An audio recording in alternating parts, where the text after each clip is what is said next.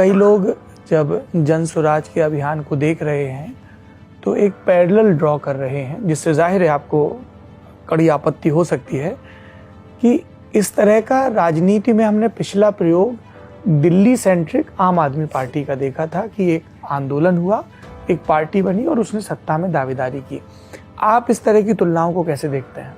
नहीं, बेसिक उसमें फर्क यह है कि आम आदमी पार्टी आंदोलन से निकली हुई पार्टी है और मेरा आंदोलनों में कोई यकीन ही नहीं है।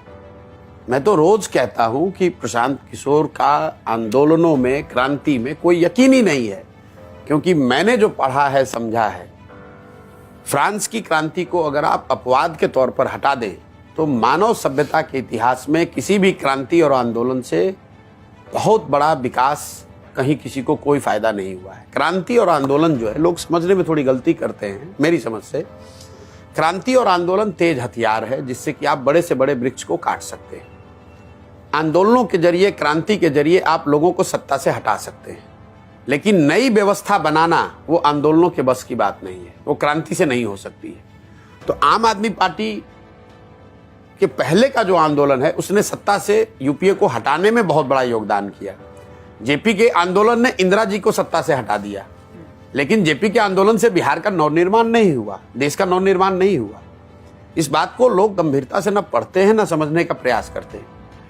आंदोलन जो है वो किसी को सत्ता से हटाने के लिए माकूल हथियार है, लेकिन अगर आपको समाज में कुछ नया बनाना है तो सृजन का एक अपना काल है, एक उसकी अपनी गति है, और इसीलिए ये ग्लैमरस नहीं है।